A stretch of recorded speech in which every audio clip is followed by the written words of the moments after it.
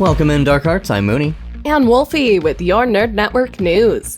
As of January 1st, another beloved Disney character has entered the public domain. And literally the day after, a horror game and movie are both announced. As far as we know, these are two separate projects, separate developers. The horror movie, Mickey's Mousetrap, looks like your basic teenage slasher film. From what we can see, the main villain is your typical human slasher in a mask. The horror game, on the other hand, is looking epic. We just watched a trailer for this horror game, and it looks really good. It does look a little goofy at times, but isn't that just the Disney vibe? The name of the game was originally Infestation 88, but now has been renamed to Infestation Origins. And much like Winnie the Pooh Blood and Honey, this game is gonna twist your childhood nostalgia and terrorize you with it. Honestly, all you really need is the one screenshot of Steamboat Willie. He is terrifying. He reminds me of a restaurant mascot.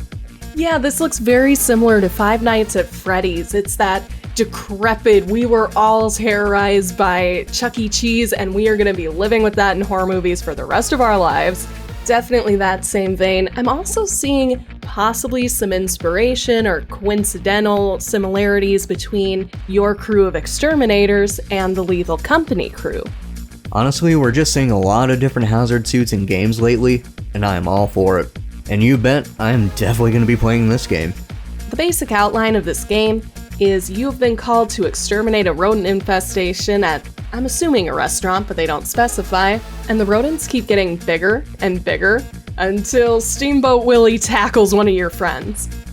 I honestly love the fact that these characters are entering the public domain, and then like the day after, a horror movie or game, or both, get announced. You can't say that Disney doesn't deserve the horror movie treatment after all the lobbying they put into ensuring that public domain was extended to 95 years. And this is despite the fact that just about every single Disney movie is based on public domain works.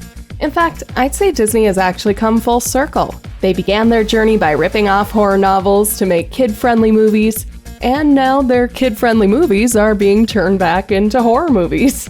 All I can say is, karma has a funny way of coming around. Until next time, Dark Hearts, stay nerdy. NNN would like to thank our listeners for tuning in, and our radio sponsor, 1065 The Point. Make sure you like and subscribe to DarkHeart_Studios on YouTube, and follow our socials for full video versions of NNN, interviews, and live event coverage. Thanks for listening, Dark Hearts. This is Mooney. And Wolfie, signing off.